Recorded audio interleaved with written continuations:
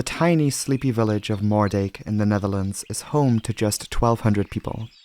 Located on the south side of the mighty Hollands Diep Estuary, not much ever happens here.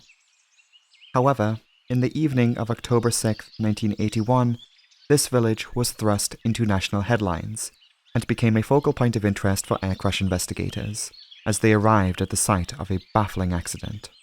And, as it would turn out, this corner of the Dutch countryside would also draw the interest of meteorologists.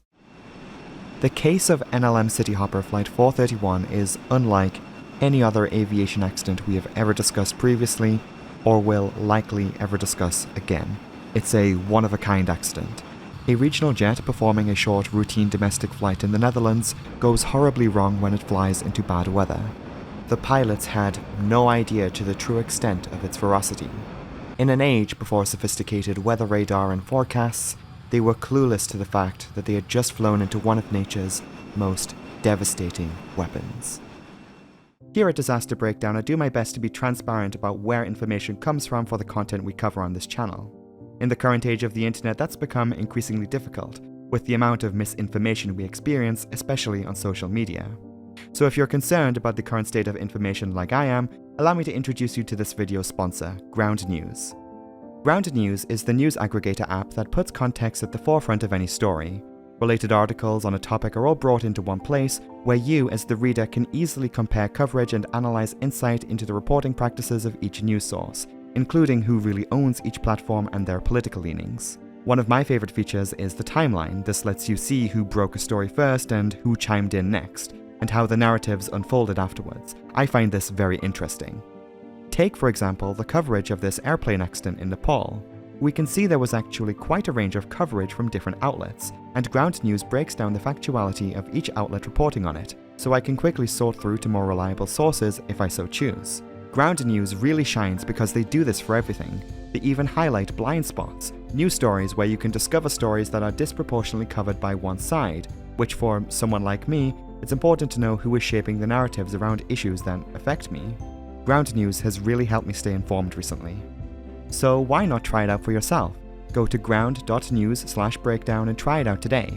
If you sign up through my link, you'll get 40% off the Vantage plan, which gets me unlimited access to all features. I think Ground News is doing important work in making the news landscape a better place, and I hope you'll check them out. Thank you to Ground News for sponsoring this video. It's about 4:30 in the afternoon on October 6, 1981. The crew of NLM City Hopper Flight 431 are preparing for an afternoon journey from Rotterdam in the Netherlands to Hamburg in Germany, with an intermediate stop in Eindhoven. The Dutch national airline KLM for the longest time has run a regional subsidiary known as CityHopper. At the time, it was branded as NLM City Hopper and employed a fleet of Dutch-manufactured Fokker aircraft, including this one, the Fokker 28. The Fokker 28 was the Dutch answer to the Jet Age. The manufacturer looked to secure a slice of the short-haul market.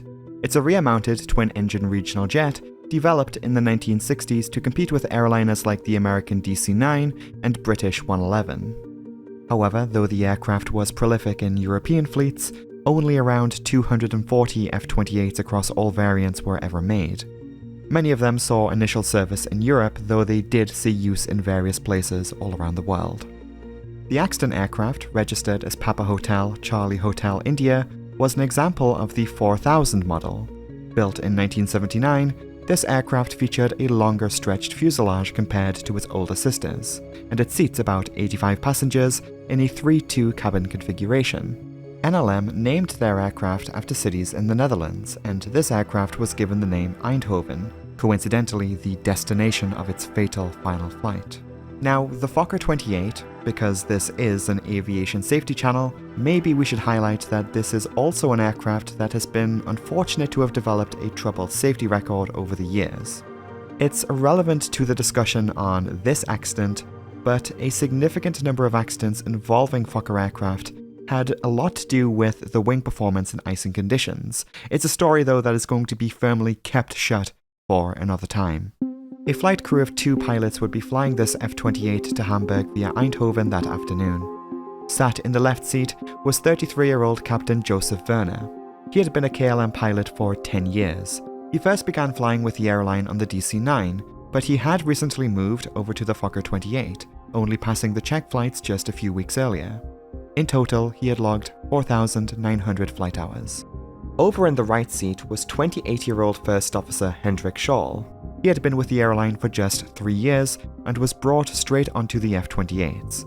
Most of his nearly 3,000 total flight hours were actually in this aircraft, so he may have been more familiar with the plane than Captain Werner. The two pilots, before they boarded the aircraft in Rotterdam, received a weather update about 45 minutes before departure. The weather they had received told the pilots of the presence of thunderstorms to the south of the airport, with large cumulonimbus clouds with a base of 1,200 feet.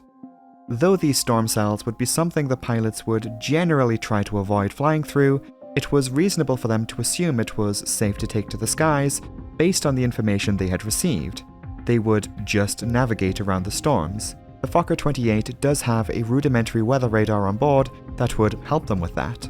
It's important to know that before the crew set off on this accident journey, no SIGMET had been issued. That stands for Significant Meteorological Information. It's an advisory that would have included any information pertaining to distinct weather anomalies that may have been in the area that would concern the pilots with regards to the safety of the flight. The absence of a SIGMET may then have served to reaffirm their intentions to fly.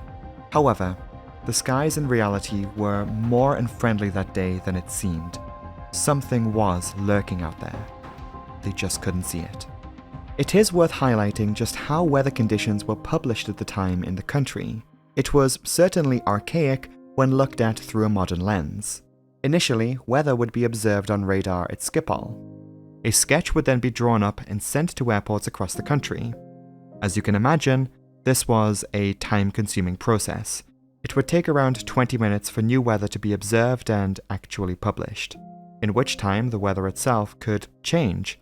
And with the unstable weather conditions on the day of October 6, 1981, the weather updates could be obsolete or have changed by the time they reached the airport. The weather over the Netherlands that day was influenced by a confluence of different weather systems that all converged in the southern regions of the Netherlands. A warm front moving in from the south heading north, and a colder low-pressure system that had been making its way from the west. Throughout the day, it moved across Ireland, it passed over the United Kingdom, English Channel, ultimately ending up over the Netherlands. This manifested in the unstable conditions that enabled the formation of large storm clouds. However, as we've already mentioned, pilots can safely navigate this weather by keeping a clear distance between them and the storms. On time, Flight 431 leaves the gate in Rotterdam at 5 p.m., taxiing out to the runway for the first leg of the journey to Eindhoven. A total of just 17 people were on board. It was a lightly filled aircraft that afternoon. Just 13 passengers were scattered about the cabin. The route itself was primarily frequented by business travelers. At 5:04 in the afternoon, NLM City Hopper Flight 431 leaves a rather gloomy Rotterdam and takes off into the evening sky. For the first 5 minutes of the flight, the plane climbs and levels off at a rather low 3,000 feet. The flight to Eindhoven was expected to take just a matter of minutes after all. Changing course for Eindhoven, Captain Werner and First Officer Scholl, with assistance from their onboard weather radar, begin to suss out the regions they should avoid. In 1981, the Fokker 28 would have used a rather simplistic form of weather radar by today's standards, that works by broadcasting radio signals into the weather. Storm intensity in this case is detected by the reflections of the precipitation, that is then sent back to the aircraft for display on the pilot's small weather radar screens. However, this is old technology that has its limitations. Firstly, this wasn't always reliable and was susceptible to radar attenuation, which could paint misleading images of the sky. In 1968, Braniff International Flight 352 crashed outside of Dallas, Texas following an in-flight breakup after flying into a powerful thunderstorm. The pilots in that accident may have fallen into a false sense of security, as they flew into a region of the sky that looked safe on their radar, but was actually devastating with a fatal outcome. Though the aircraft's weather radar could detect the intensity of storm precipitation, it could not detect high winds, and well, that may turn out to be important very soon. 5 minutes into the flight at 5:09, Flight 431 contacted local ATC with a request to deviate to a southerly heading. This was swiftly granted, and the aircraft changed course again. It's likely that the pilots had spotted an opening on their weather radar, with a plan to skirt around one or multiple storm cells. The new course would still bring the plane into thick cloud. However, they couldn't see what was lurking inside of the shroud. And if they knew it was there, they would never have made such a deadly turn. So, to recap, when the pilots of Flight 431 made the decision to deviate, they would have been looking at their weather radar and getting a reference for storm intensity. Although it just so happens that the area they had chosen to fly through was a region of high winds, which, as we have established, would not have been visible on their weather radar. Flight 431 is heading south. The plane has been in the air for less than 10 minutes and is approaching the Hollands Diep Estuary. It will soon pass directly over the village of Moerdijk. For now, I would like to pause the flight progress and just leave the aircraft for the time being, and I would like to focus interest on two perspectives on the ground. Minutes earlier, a police vessel was launched into Hollands Diep. This is just one of a number of images they took that afternoon, shortly before Flight 431 crashed. And then a few minutes later, a nearby resident, 23-year-old Bert Eastermans, grabbed his camera and facing northwest from his home, took this stunning photograph. A tornado was winding its way through the area. Scoring the Dutch countryside, it was heading in a northeasterly direction towards the village of Moerdijk. Plotting the tornado's track on the map and overlaid with the flight path of Flight 431, the Fokker jet was in conflict with the tornado. Because Flight 431 had flown into a cloud just moments earlier, they had no idea they were flying straight towards it. It didn't show up on their weather radar. But what do we actually know about this tornado? Unfortunately, not a whole lot. Though as striking as it is, the technology of 1981 just couldn't afford good tornado detection and data. This twister only did little damage, and it received little attention in the moment. Therefore, data and more detailed information about this tornado does not really exist, other than the assumption it was a relatively weak tornado based off of damage patterns. Though the extent of its damage was limited on the ground, in the air the tornado and its parent storm still posed great risk to aircraft, and would be the reason why the plane crashed in the way that it did. But let's take a closer look at the tornado anyway. I feel like this shouldn't really need to be said, but planes cannot fly into tornadoes and survive. NLM 431 is to this day the only confirmed case of something like this happening in aviation, or at least to involve a larger commercial passenger plane. But if we're going to talk about this, and because we all love learning here, maybe it would be a good idea to establish some degree of understanding about how tornadoes actually form. And this is going to give us a clearer image of what the plane really flew into, because, spoiler, the plane didn't actually fly into this funnel part. Now, before we start dissecting the anatomy of a tornado, I should probably mention that there is still a lot that meteorologists don't know about tornadoes. People dedicate their lives to learning about them and collecting data, but the thing is, not everyone agrees on the specifics of their formation. In a previous video, we discussed the formation of the standard thunderstorm, and we looked at how a large convective cloud can really mess up your day if you are an airplane. I go back to Braniff 352 frequently because it really is a good case study of an airliner flying into bad weather, but it does differ from the NLM case in the sense that that was a plane that flew into a squall line and not a tornado, and those are two completely different things. We have some data of the weather conditions of October 6, 1981, and we have already established how separate weather systems had moved in on that afternoon. So we know the ingredients were there for stormy weather. However, the key thing is that in this case, significant wind shear would have been present. That is, the change in wind speed and direction at different altitudes. This is because one system is going one way in one direction, whereas the other is perhaps moving some way else at a different speed. Tornadoes can form all over the world, but are more likely to occur in regions where these sorts of meetings are frequent. It's why central parts of North America see the most tornadoes out of anywhere in the world. Tornado Alley sits right at the crossroads of different climate zones that bring their own weather. However, tornadoes can whirl up almost anywhere, and they are still relatively common in Europe. In fact, 1981 was an interesting year for tornadoes in Europe, as unstable weather conditions sort of persisted for quite some time. For example, just a few weeks after the CityHopper accident on the other side of the North Sea, the UK experienced a tornado outbreak, where 104 tornadoes were reported in a single day, the most in British history.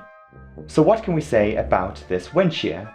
Well, where you have significant changes of airflow at just the right altitude, this can create a rotating vortex of air inside of the storm, as different regions of pressure and temperature try to move around one another, and we get a rotating vortex of air.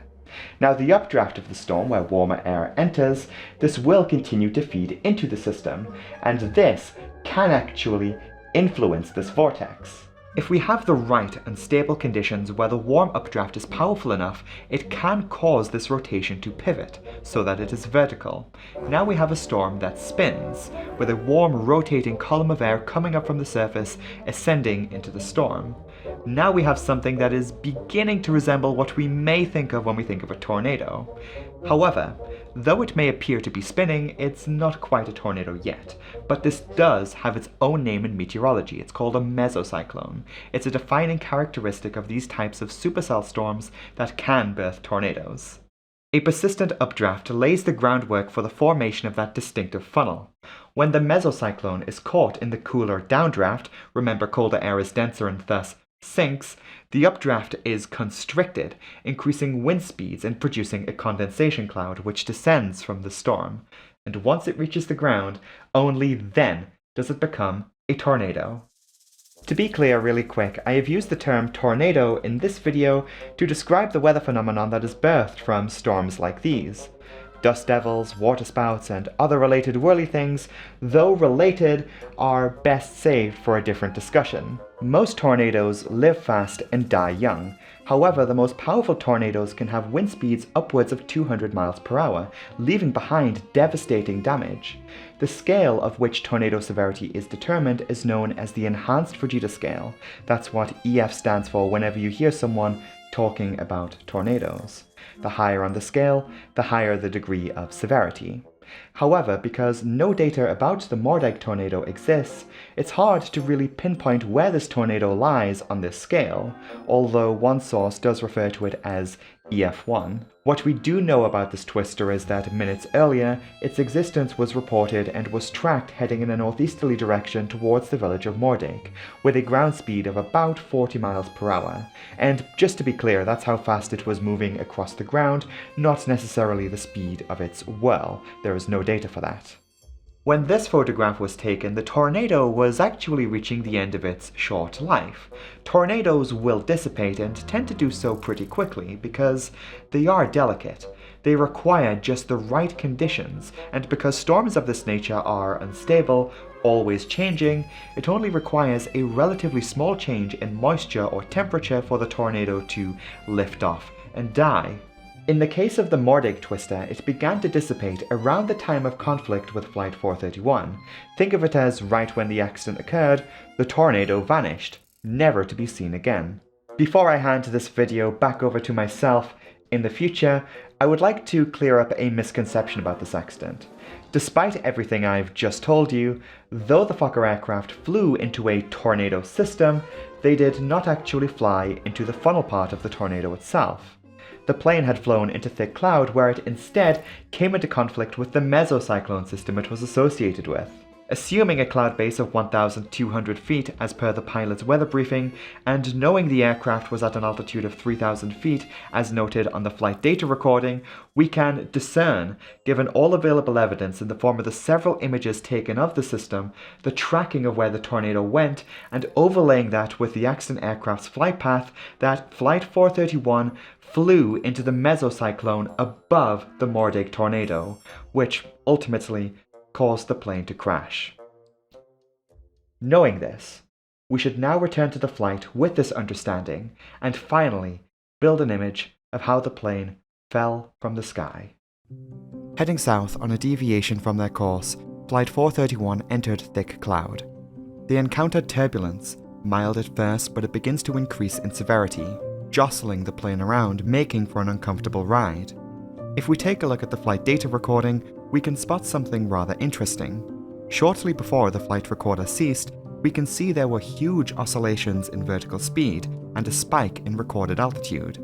If you looked at this data in isolation, it would seem to suggest the plane experienced a rapid increase in altitude of about 1,000 feet, the plane being flung about vertically. Though no doubt the excessive turbulence would have obviously unsettled the aircraft, the abrupt changes in the recorded altitude and vertical speed, however, has instead been associated with the air pressure changes that come from entering a tornado or mesocyclone. The flight data recorder takes its altitude information from the altimeter, which in turn is fed information via a barometric system that measures air pressure outside. Entering the mesocyclone, the aircraft was getting battered from opposing forces, which inflicted great stress on the airframe. The right wing in particular sustained heavy loads far in excess of the aircraft's design limits. Airframe stress soon reached a breaking point, and the right wing fractured, detaching from the fuselage. It was, in that instant, the plane became unflyable. The two wings work together to provide an even distribution of lift in normal flight. The absence of one of the wings means not only a 50% decrease in lift output, but also with lift only being produced exclusively on one side of the aircraft, the working wing lifts, resulting in an uncontrollable bank. This occurred right over the village of Moerdijk. The right wing was later found and salvaged from the village's small marina. Powerless to prevent the plane from crashing at this point, Captain Werner and First Officer Scholl watched as their plane overbanked and inverted. Ground witnesses were left stunned as they watched the plane in its final seconds before plunging into the ground. Flight 431 struggled on for a further 2 miles before impacting a railway bridge by the banks of a nearby canal. The area the plane came down in was nearby to an industrial complex and a Shell petrol refinery.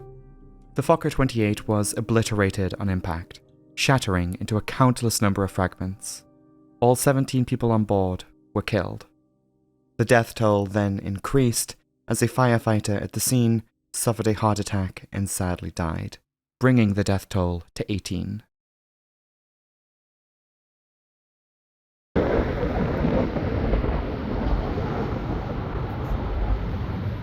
I decided to travel to the site of the accident to see it for myself as it stands today. Specifically, I wanted to track down the location of this photograph, as it's often shown as one of the first results in a Google image search. Firstly, I travelled to Rotterdam before catching a train and then another train, followed by a tiny bus, which took me from Zevenbergen to Rudvaart, which is right here. The bus literally drops you off almost exactly where Mr. Eastermans took that photograph of the tornado. However, just so we're all on the same page, let's fully establish where on this map the plane crashed. That would be right here. Moerdijk is over there. The aircraft flew right over where I'm standing here and ended up down there.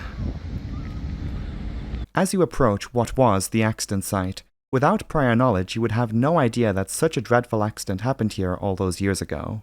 There is, however, a small plaque fitted into the ground. In fact, you can just about see it on satellite imagery.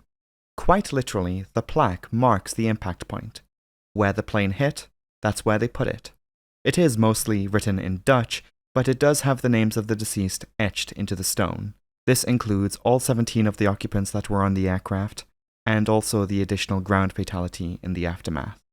This is the only thing here at the site that tells of what happened. There does exist other monuments elsewhere, but here at the site of disaster, this is it. It sits in the shadows of this gargantuan wind turbine. You'll notice the embankment that leads up to this railway line, which, of course, connects onto the bridge here. When the plane crashed facing a southerly direction, it scattered debris on both sides, and it is on the other side of the bridge, around the bend, where you'll find those steps in this photograph. Of course, I went up the steps and lined up the photograph with the real-world location.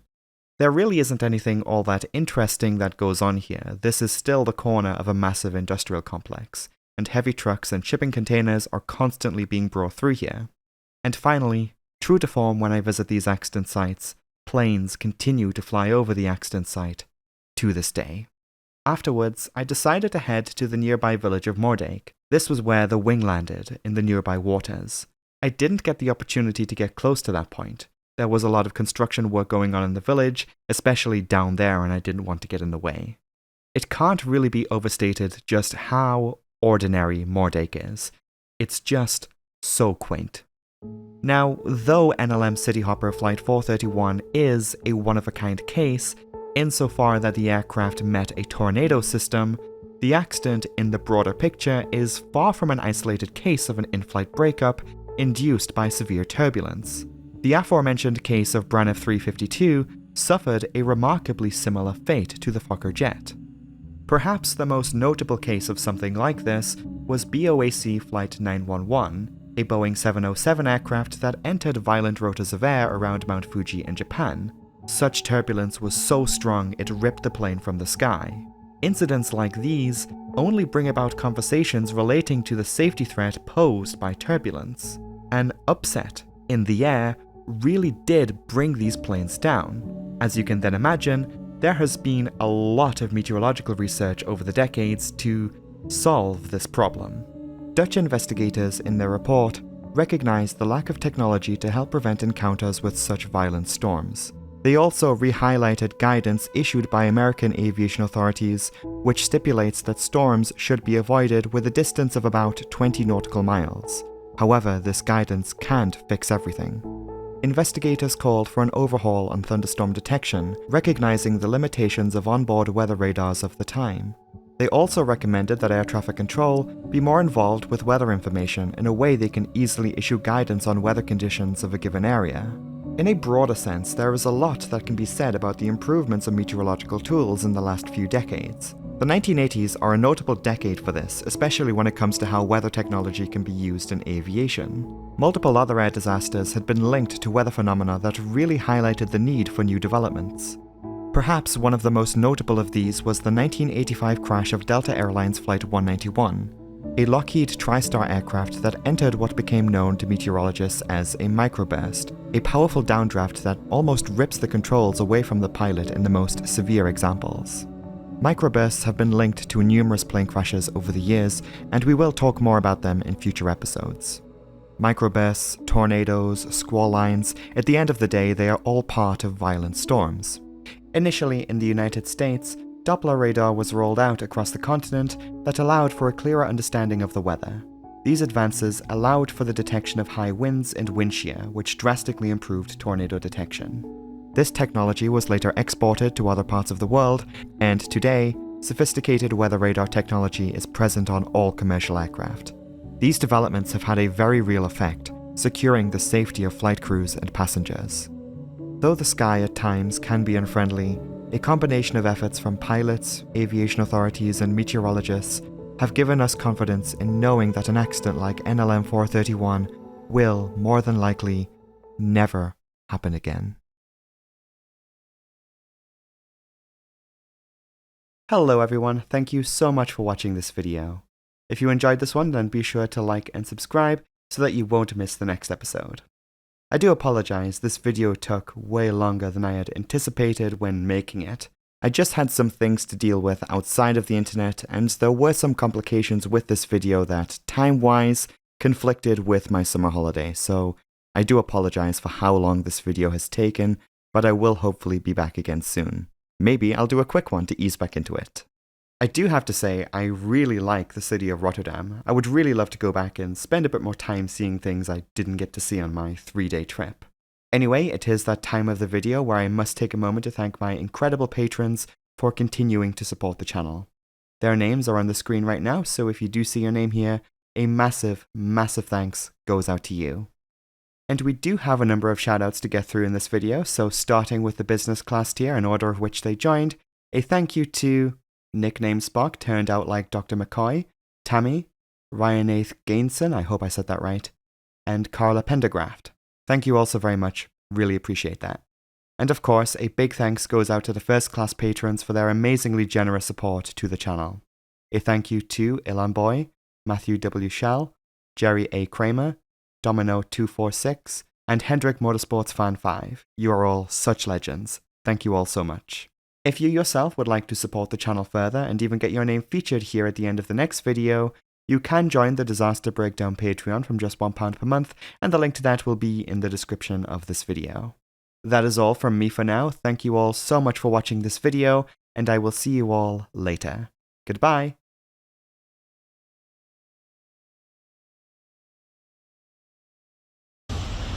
Oh my gosh, you guys, look! It's a big floofer! It's a fox!